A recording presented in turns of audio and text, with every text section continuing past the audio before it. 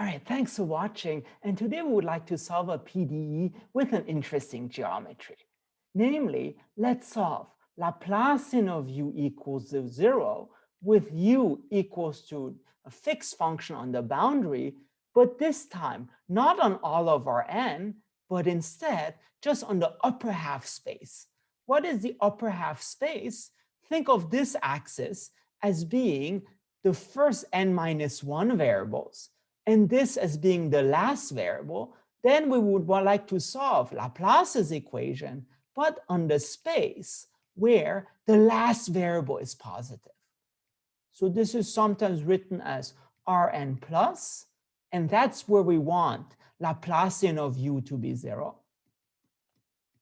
And moreover, u equals to a fixed function on this boundary where the last variable is 0, where xn is 0.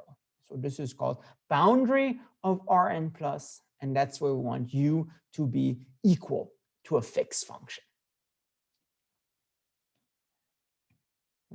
And so again, we want Laplacian of u equals 0 in Rn plus, and u equals to a fixed function on the boundary. And let me tell you a little funny story related to that. So 4 months ago, roughly, I made a video on Green's function, and I told you, well, in 1 week, I will do an application of this. Well, 1 week became 4 months, but still, as promised, here's the application of Green's functions, because we will use, in fact, Green's function to solve this. And so here's just a quick reminder of what Green's function is, especially for people who haven't seen the previous video. Well, first of all, for Laplace's equation, we have what's called the fundamental solution. Phi of x, which is 1 over n times n minus 2 times the volume of the unit ball times 1 over x to the n minus 2. And this is very important because it solves Laplace's equation, and you can even solve Poisson's equation using this. So very, very important, and especially important for today for Green's functions. Now, the idea is now as follows. So step 1. First of all, fix some point in the upper half space. So fix x in Rn plus. Somewhere here. Maybe this is x. Then what we would like to find, a helper function. Then want to find a solution. This is called phi x because x is fixed, but really a function of y of the following PDE. So this will be our helper PDE in some sense. Namely, minus Laplacian of phi x equals 0. So this is harmonic in our upper half space in Rn plus. And moreover, phi x on the boundary equals to a shifted version of the fundamental solution. So phi of y minus x on the boundary of that. So just to recap, in the upper half space, phi is harmonic, but on the boundary, phi is just a shifted version of the fundamental solution. Now, here's the thing. Usually, this is very hard to solve. Except here, we're extremely lucky enough that the upper half plane has such a nice geometry that we can actually solve it. And then I'll show you why it is useful. Because here's the idea. It's quite neat. Because first of all, look at phi of x. Phi of x, which is here, it has a pretty bad singularity at 0. So this has a singularity at 0. And more importantly, if you do phi of y minus x, this has a singularity at x.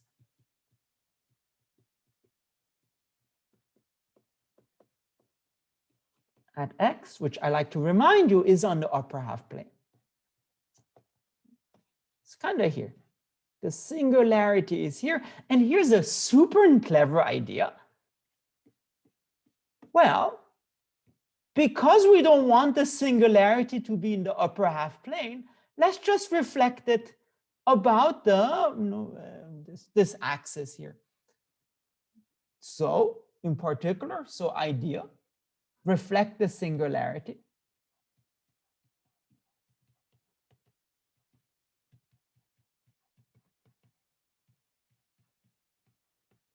And by the way, in some other video, which I'll do either in a week or 4 months, we will do the case of the ball where there's also a very neat singularity idea.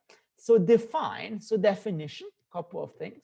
So if x is just a point x1 up to xn, then we say x bar, it would be x1 up to xn minus 1 and minus xn.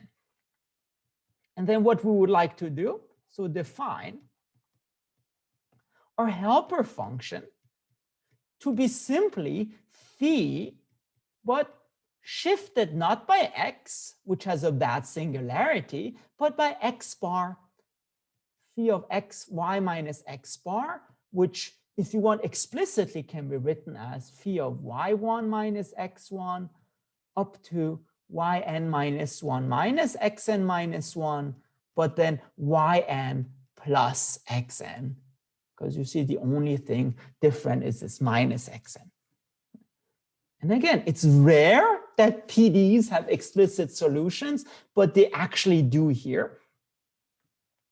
Because what we have to show that phi x is harmonic and that it agrees with our fundamental solution here on the boundary. But I promise you this is very easy to show actually. So then, okay, it's rare in PDEs that something is easy, but this is not bad. So then the Laplacian of phi of x is the Laplacian of the fundamental solution, again with respect to y, then by the Chen-Lu, and given that phi is harmonic, this is actually 0.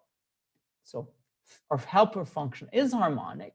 And moreover, if, let's say, y is on the boundary, because on the boundary, we want to show it agrees with the fundamental solution.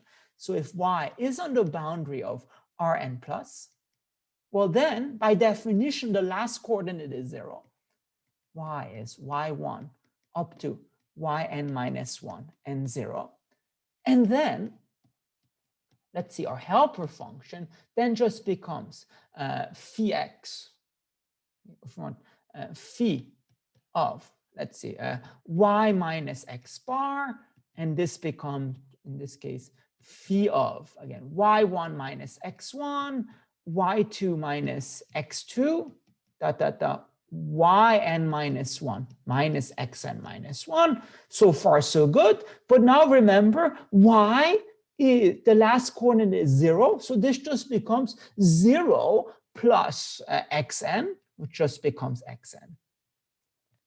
Now, remember, ideally, we want this to be equal to phi of y minus x, which is phi of y1 minus x1, yn minus 1 minus xn minus 1. But in this case, minus xn.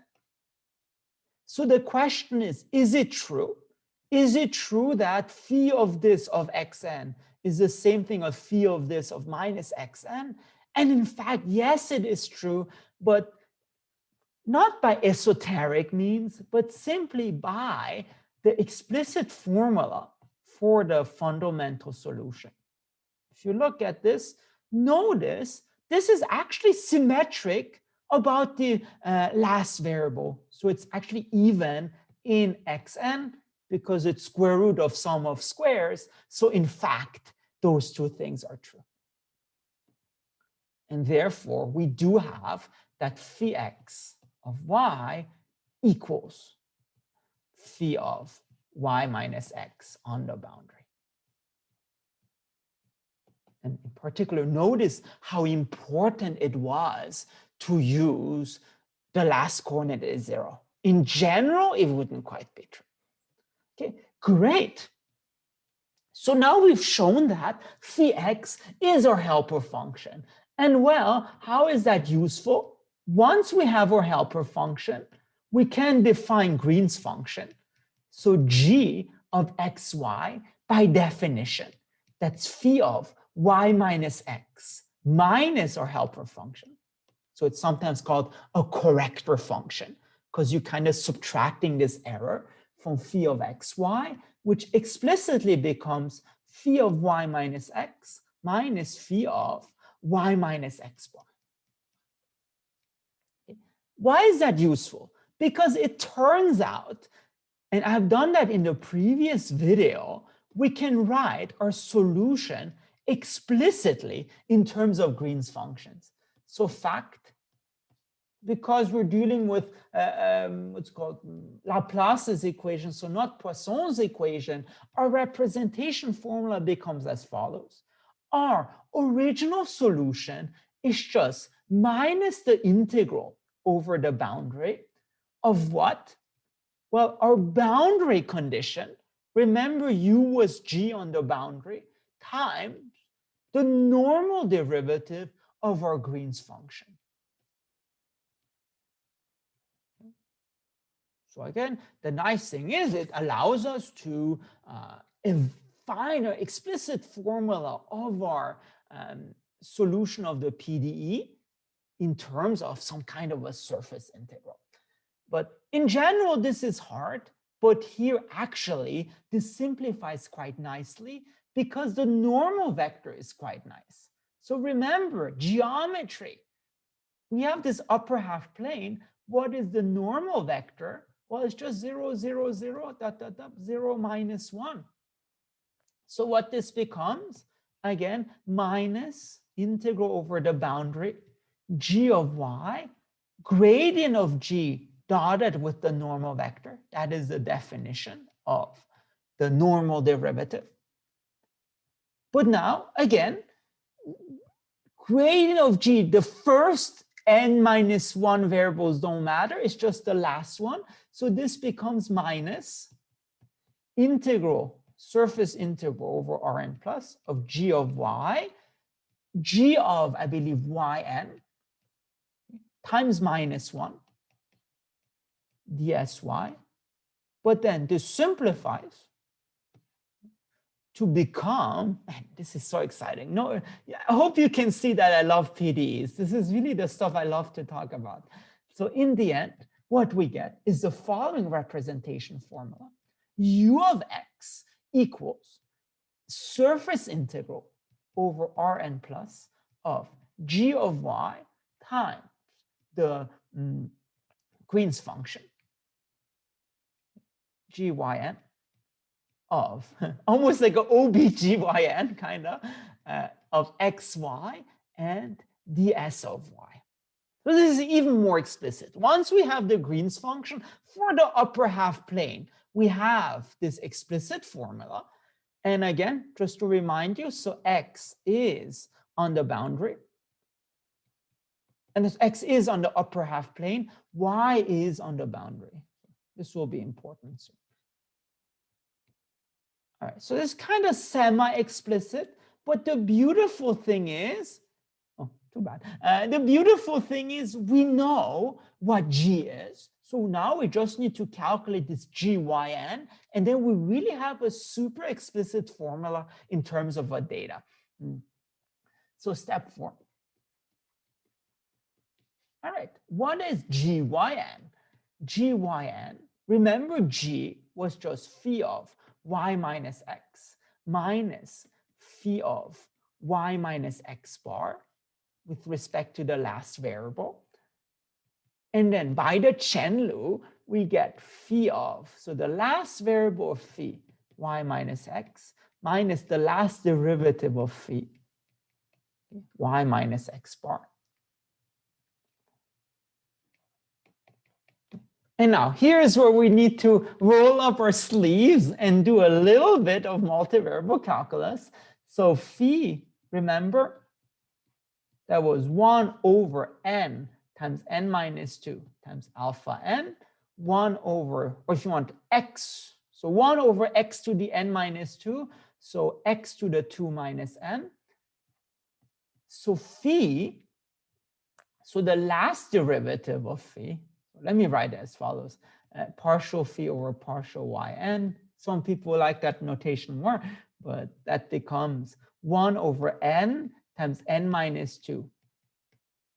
And again, volume of the unit ball. Now by the chain law, so 2 minus n, x to the 1 minus n. But now you have to differentiate the absolute value, which then just becomes, if you want, xn. Okay, this is with respect again to the last variable of that. So xn over absolute value of x. And then the nice thing is this cancels out as well. And this cancels out except with the minus sign. So I believe you're left with minus xn or yn, doesn't matter. Xn, absolute value of x minus n over n times alpha n. Okay. All right, so now we found the derivative of phi with respect to the last variable. So this is, if you want, phi yn. And now we just need to plug this into the formula for g of yn. So just do this of y minus x and do this of y minus x bar. So gyn then just becomes minus 1 over n alpha n. And then this becomes, so xn just becomes yn minus xn over y minus x to the nth power. And then we had the minus there, so minus, but now the reflected version, so y minus x bar, which becomes yn minus minus xn, so yn plus xn over y minus x bar to the nth power. This is in full generality, but I do want to show you something beautiful because remember, y was not arbitrary. Y is on the boundary. So in particular, the last coordinate yn becomes 0. So y is in the boundary. In particular, yn is just 0. And then this simplifies so beautifully. You'll see why. This becomes 0. And this becomes 0. So what we get, and not only that, it turns out if you calculate this, this becomes, again, y1 minus x1 squared plus dot, dot, dot, plus yn plus xn squared, square root. But if yn is 0, this just becomes xn squared. But that's the same thing as 0 minus xn squared. And so what I'm trying to get at is that in the end, we do have the same denominator as well. And therefore, we have in the end a very explicit formula for gyn. It becomes, so notice we have those minus, so it becomes plus 2 factors, so 2 xn over n alpha n. And then 1 over y minus x to the n. And so we have this formula for the Green's function. So in the end, we just need to plug this into our formula. So our grand conclusion, so step 5.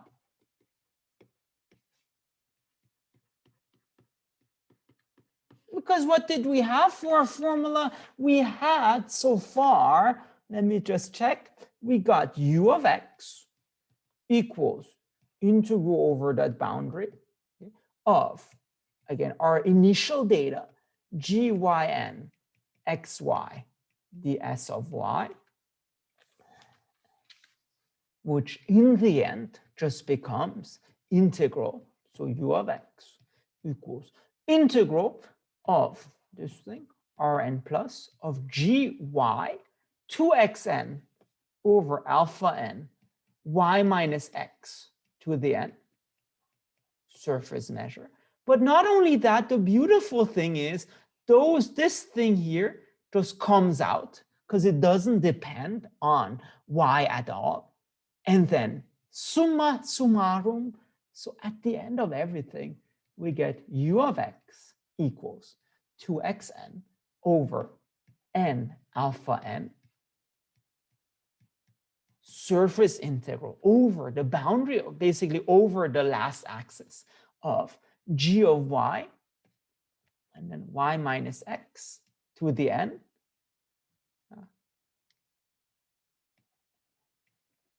surface measure. And again, what does that do? Again, this solves Laplace's equation minus Laplacian u equals 0 in the upper half plane and u equals g on the boundary. And this actually has a very nice name, is what's called Poisson's formula on the upper half plane.